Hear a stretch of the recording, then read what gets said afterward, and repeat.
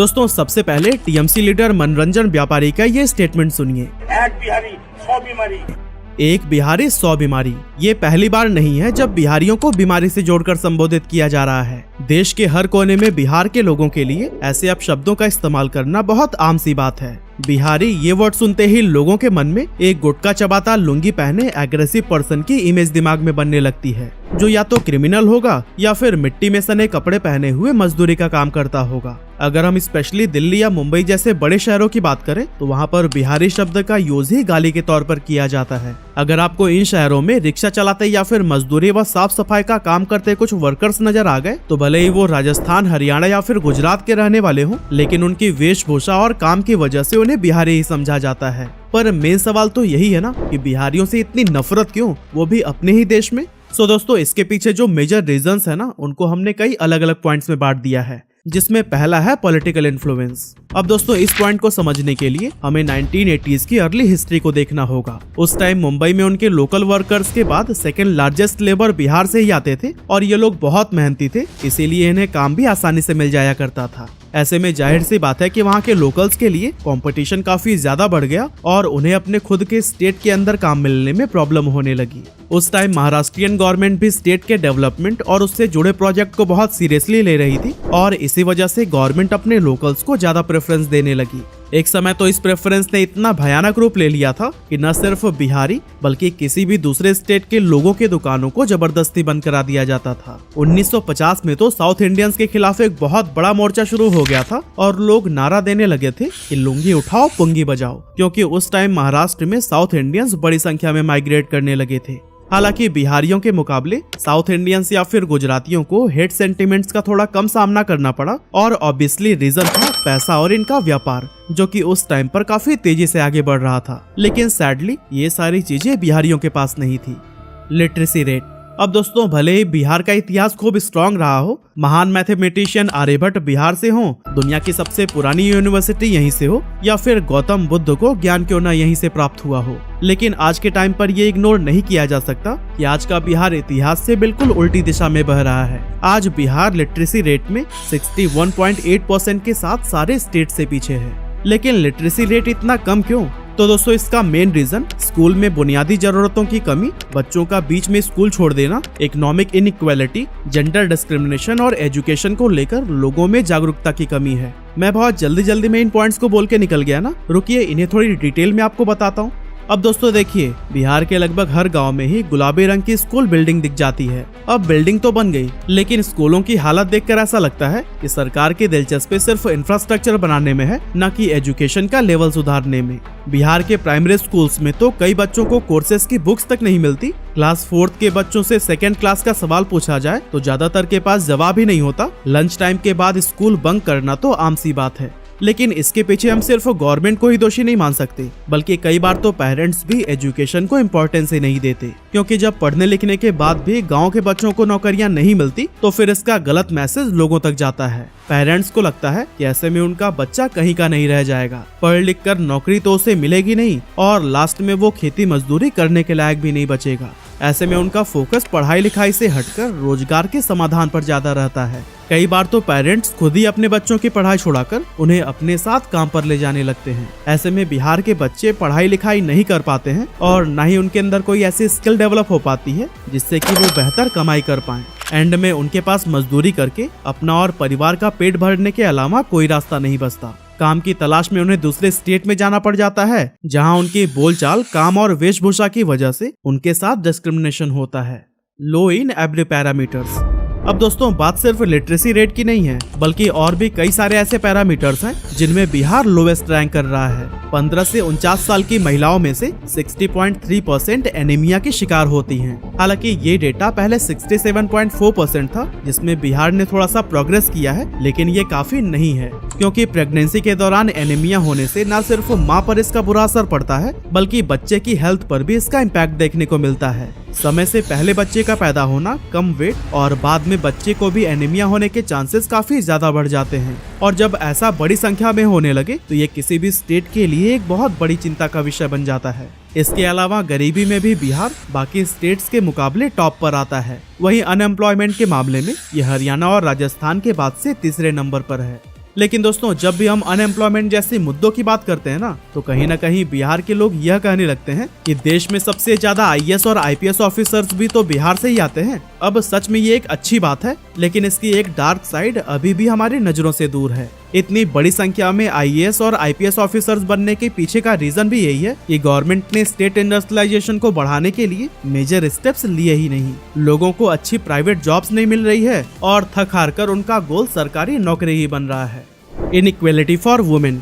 दोस्तों, कहा जाता है कि जब एक वुमेन एजुकेट होती है तो फिर फैमिली का स्टेटस बदल देती है, और यही सेम चीज राज्य या फिर देश के लिए भी लागू होती है, क्योंकि जहां वुमेन एम्पावरमेंट नहीं होता वो देश तरक्की में हमेशा नीचे ही मिलेगा। बात करें बिहार की, तो यहाँ औरतों के लिए इनइक्वालिटी बहुत आम सी बात है। यहाँ पर जितना प्रेफरेंस लड़के की पढ़ाई को दिया जाता है, उतना लड़कियों को कभी भी नहीं मिलता। बेटी पढ़ाओ बेटी बचाओ बस नारे तक ही सीमित रह जाता है, क्योंकि लड़कियों के पैदा होते ही माँ बाप उसकी एजुकेशन में इन्वेस्ट करने की जगह शादी और दहेज के लिए पैसे इकट्ठे करने में लग जाते हैं। अगर वो थोड़ा बहुत पढ़ भी ली तो एंड में उसे शादी करके सेटल ही होना पड़ता है। सेटलमेंट मतलब सिर्फ शादी। लड़कियों के लिए कैरियर जैसा तो कोई शब्द ही नहीं है, और अगर कोई कैरियर बनाना भी चाहे तो फिर उसके साथ ऐसा ट्रीट किया जाता है जैसे कि किसी अनएक्सपेक्टेड चीज की डिमांड कर ली हो। इस तरह से जेंडर डिस्क्रिमिनेशन के लिए सिर्फ मर्द ही जिम्मेदार नहीं है, बल्कि समाज, पॉलिसीज और पॉलिटिक्स भी इसमें अहम भूमिका निभाते हैं। कई लड़कियों की तो बीच में ही पढ़ाई बंद करा दी जाती है, और कई लड़कियां इसलिए स्कूल जाना बंद कर देती हैं क्योंकि वहाँ पर टॉयलेट की सुविधा नहीं होती। यही रीजन है कि जहाँ बिहार में 71.2% पुरुष लिटरेट हैं, वहाँ औरतों की संख्या सिर्फ 51.5% है।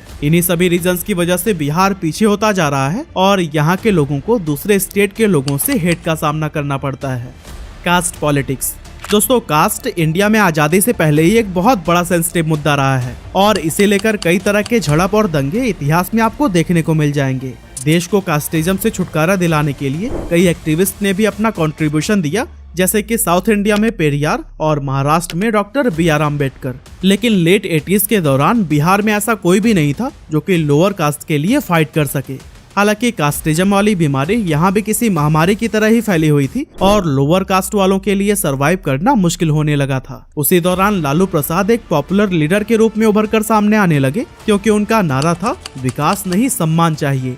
अब इनके सीएम बनने के बाद लोअर कास्ट को सम्मान तो जरूर मिला, लेकिन बाकी का सिस्टम पूरी तरह से खराब होने लगा। बिहार में क्राइम रेट हद से ज्यादा बढ़ गया था। दिन दहाड़े हत्या और लूटपाट की घटनाएं तो आम सी हो गई, और लोग 7 बजे के बाद घर से बाहर निकलने में भी डरने लगे थे। यही रीजन है कि उनके शासनकाल को जंगल राज कहा जाता था। ये जंगल राज डायरेक्टली या फिर इनडायरेक्टली 15 से 20 सालों तक चलता रहा, जिसने बिहार के विकास की कमर तोड़ कर रख दी। कारखानों पर ताला लगने लगा, लोगों का रोजगार उनसे छिन गया और गरीबी हद से ज्यादा बढ़ने लगी, जिसके बाद से लोग बड़ी संख्या में रोजगार की तलाश में पलायन करने लगे। लेकिन अफसोस की बात तो यह है कि जब ये लोग लौट कर अपने स्टेट वापस आते तो फिर वोट जातिवाद पर ही देते थे। डेवलपमेंट ना बिहार सरकार का मुद्दा रहा है और ना ही पब्लिक ने इसकी डिमांड की है। बस इन्हें रोटी कपड़ा मकान चाहिए, और सरकार भी उन्हें इसी में ही लपेट के सत्ता कायम रखना चाहती है। Manipulative politics. दोस्तों, जरा आप इस क्लिप को देखिए।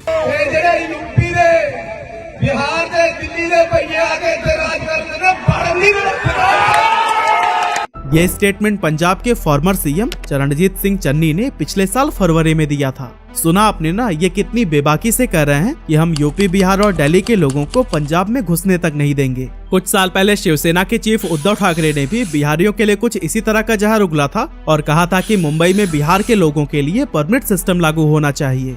इससे पहले उन्होंने महाराष्ट्र में रहने वाले बिहारियों को घुसपैठिया भी कहा था और उन्हें वहां से भगाने की धमकी दी गई थी। उन्होंने ये भी कहा था कि बिहार से आए लोगों की वजह से महाराष्ट्र में अपराध बढ़ रहा है।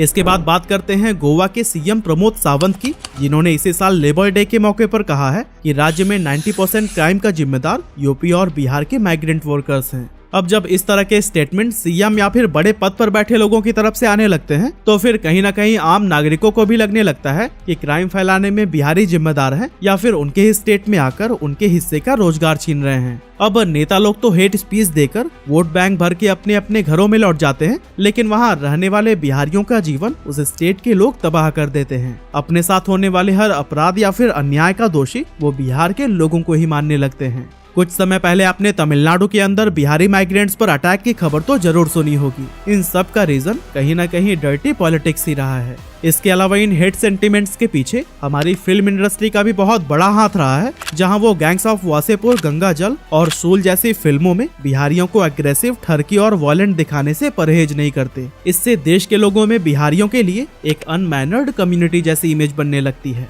Treat like a villain. अब दोस्तों ये एक ऐसा कॉन्फ्लिक्ट है जो कि बहुत लंबे समय से चला आ रहा है। असल में सेंट्रल गवर्नमेंट हर स्टेट से टैक्स कलेक्ट करती है और फिर जिस राज्य में ज्यादा जनसंख्या या फिर गरीबी होती है उसे ज्यादा फंड एलोकेट किया जाता है। अब साउथ इंडियन स्टेट की पॉपुलेशन भी कम है और वो वेल डेवलप्ड भी हैं। ऐसे में गवर्नमेंट उनसे ज्यादा टैक्स कलेक्ट करती है और रिटर्न में उनके स्टेट को बहुत कम दिया जाता है।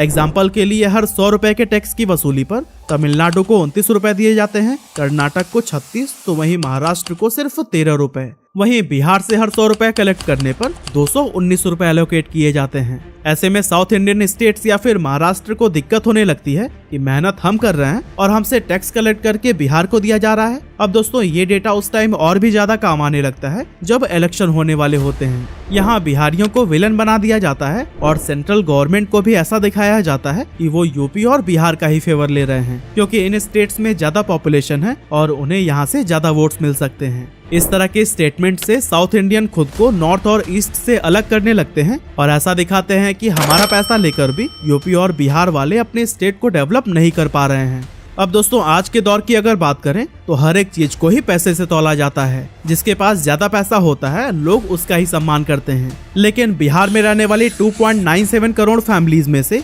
94 लाख से भी ज्यादा परिवार महीने के सिर्फ 6,000 रुपए या उससे भी कम कमाते हैं। और बिहार के लोगों के साथ डिस्क्रिमिनेशन होने का एक ये भी रीजन है, क्योंकि आज से लगभग 15 साल पहले हरियाणा भी कुछ इसी स्टेज पर था। कोई भी उस स्टेट या फिर वहाँ के लोगों के रिस्पेक्ट नहीं करता था, लेकिन जब वहाँ के किसान अमीर होने लगे तो फिर अचानक से लोगों का माइंडसेट ही उनके लिए बदल गया। हरियाणवी एक्सेंट बोलना अब बहुत ही कूल लगने लगा। वहाँ की वेशभूषा और लोग जमीन से जुड़े नजर आने लगे। ऐसे में अगर बिहार भी अगले 15 से 20 सालों में डेवलप्ड हो गया तो आपको बहुत से ऐसे लोग मिल जाएंगे जिन्हें बिहारी एक्सेंट सुपर कूल लगने लगेगा और पूरा देश उनके कल्चर की अलग अलग चीजों को अपनाने की कोशिश करेगा। इसके बाद से ना बिहारी अपशब्द की तरह इस्तेमाल किया जाएगा, ना इन्हें रोजगार छीनने वाला परदेसी कहा जाएगा। लेकिन ऐसा होने के लिए न सिर्फ सरकार को बल्कि आम नागरिकों को भी बड़े बड़े स्टेप्स लेने होंगे। कास्ट या फिर जातिवाद से निकलकर एजुकेशन, डेवलपमेंट और रोजगार की बात करनी होगी। सरकार से सवाल करना होगा और अपने हक की लड़ाई लड़नी होगी। वैसे आपको क्या लगता है, बिहार के लोग अपनी छवि को बदलने में कभी भी कामयाब हो पाएंगे या फिर नहीं? कमेंट करके आप अपना ओपिनियन हमारे साथ जरूर शेयर करिएगा।